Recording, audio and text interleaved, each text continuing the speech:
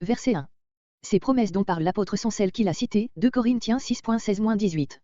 Ces mêmes chrétiens qu'il a appelés lumière, justice, temple de Dieu, 2 Corinthiens 6.14-16, il les exhorte à se purifier de leurs souillures.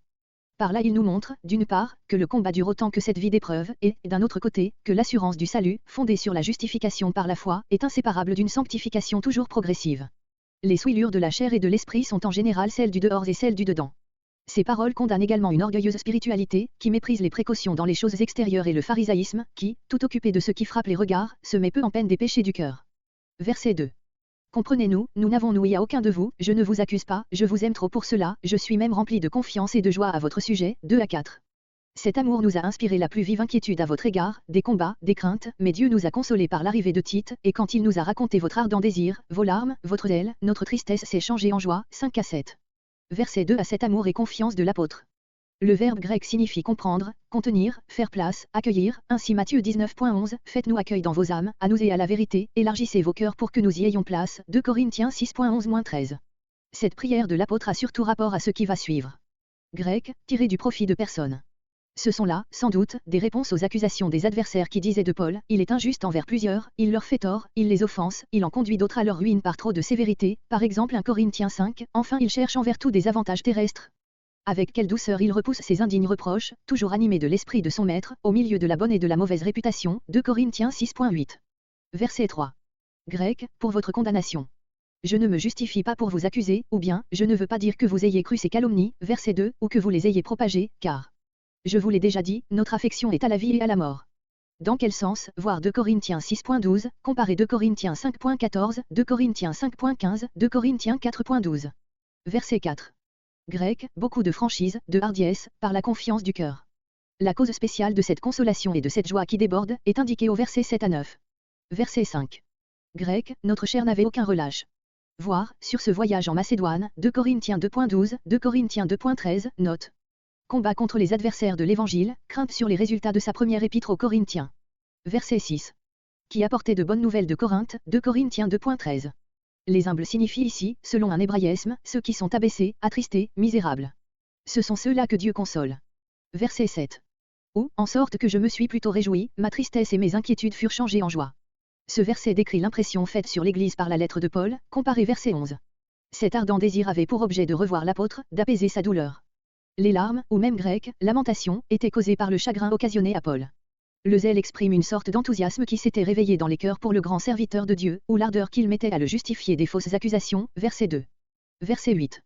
Je ne me repens plus de vous avoir attristé pour un temps, je m'en réjouis au contraire, car c'était une tristesse selon Dieu, une vraie repentance, qui produit le salut, tandis que la tristesse selon le monde produit la mort, et cette tristesse selon Dieu, quelles impressions vives, profondes, bénies, elle a produites en vous. Août 2011. Si je vous ai écrit comme je l'ai fait, c'était moins en vue des personnes en cause, que pour donner lieu à votre zèle, et c'est aussi pourquoi j'ai été consolé, réjoui par Tite, 12, 13. Tout le bien que je lui avais dit de vous et à vous de lui, s'est trouvé vrai, aussi, quand il se souvient de la manière dont vous l'avez reçu, son affection pour vous s'augmente et moi, je suis rempli de confiance en vous, 14 à 16. Versets 8 à 16 explications relatives à sa lettre précédente et à la mission de Tite. Si l'apôtre s'était repenti d'avoir écrit sa lettre et de s'y être montré si sévère, ce qu'il ne nie nullement, mais qu'il affirme au contraire, cela ne veut point dire qu'il eût douté d'avoir été dans le vrai. Mais, incertain du résultat, plein de sympathie pour la tristesse de ses frères, il pouvait se demander, ai-je bien fait? Et toutefois son œuvre était de Dieu.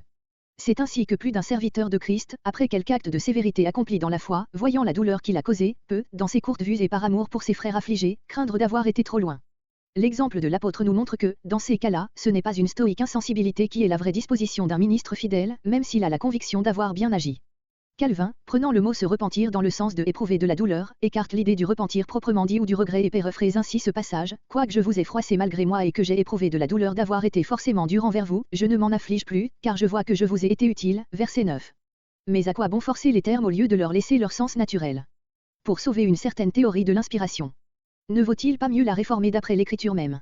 L'Esprit de Dieu ne supprime aucune des affections ou même des fluctuations de ceux qui l'éclairent et animent, il s'en sert même très avantageusement pour révéler tout entière cette vérité qui, pour nous être accessible, doit rester à la fois divine et humaine. Verset 9. La construction ou ponctuation de ces versets 8 et 9 diffère dans les diverses éditions grecques aussi bien que dans nos versions. Celle que nous avons adoptée rend ainsi le tour si vif de la pensée de l'apôtre, je ne me repens pas de vous avoir attristé, si je m'en suis repenti, ici il dit dans une parenthèse dont la phrase est suspendue la raison de se repentir, puis il se hâte d'ajouter, maintenant je me réjouis et il explique la cause de cette joie, verset 9. Ce mot de la parenthèse, je vois, se rapporte aux nouvelles qu'il venait de recevoir par Tite. Verset 10. La tristesse selon Dieu est une tristesse qui se rapporte à Dieu, à sa volonté violée, au péché qui l'offense, elle est produite dans le cœur par son esprit. Aussi produit elle à son tour, grec, elle, opère, une repentance, grec, conversion, changement d'esprit, de disposition, dont on ne se repente jamais, parce que cette conversion est pour le salut, ou plutôt elle est le salut même, elle délivre l'âme du péché et lui donne l'assurance de la vie éternelle. Dire qu'on ne s'en repente jamais, c'est dire qu'on en recueille la joie la plus pure. Telle a été la tristesse des Corinthiens, verset 9. La tristesse selon le monde, au contraire, se rapporte tout entière à cette terre, à ses avantages perdus, à ses espérances déçues, à notre orgueil froissé, à nos maux sans remède, et comme le cœur n'en reste pas moins enchaîné à ce monde qui passe avec sa convoitise, l'âme, qui en est l'esclave, périt avec lui. Cette tristesse produit la mort. Quelquefois même elle produit littéralement et brusquement la mort, le suicide.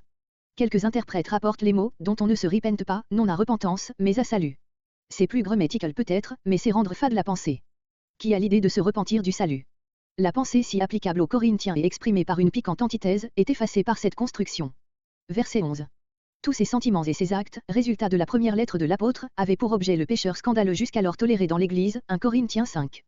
Pour leur défense, grecque, apologie, les Corinthiens s'étaient empressés de l'exclure, ils montrèrent par là leur indignation pour son crime, leur crainte des jugements de Dieu, leur ardent désir de sa grâce, leur zèle pour sa gloire et pour la pureté de la profession de la foi, de là, l'exemplaire punition dont le pécheur fut l'objet.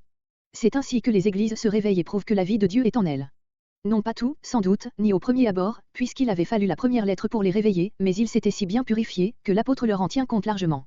Verset 12. C'est-à-dire l'incestueux et son père qui l'avait outragé, 1 Corinthiens 5.1. D'autres ont pensé que l'apôtre se désignait lui-même par ces mots, celui à qui le tort a été fait, mais cela ne nous paraît pas probable.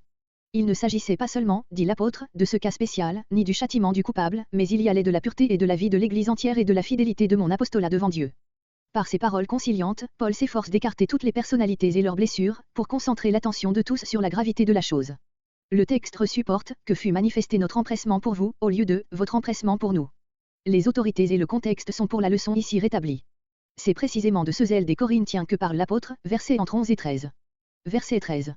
La consolation qu'a éprouvée l'apôtre vient de ce qui précède, surtout verset septembre 2011, mais cette consolation fut élevée jusqu'à la joie, par la joie que Tite témoignait de son séjour à Corinthe, son esprit en avait été soulagé, récré. Quel ardent amour des âmes dans ces hommes de Dieu. Le texte supporte, nous avons été consolés par votre consolation, ce qui, dans l'ensemble, présente à peine un sens admissible. Verset 15. Crainte et tremblement indiquent la profonde vénération avec laquelle les Corinthiens avaient reçu Tite comme un envoyé de l'apôtre et un envoyé de Dieu, comparez Philippiens 2.12, Éphésiens 6.5, Psaume 2.11, etc. Ce saint respect est un des plus précieux caractères de la piété et de la charité.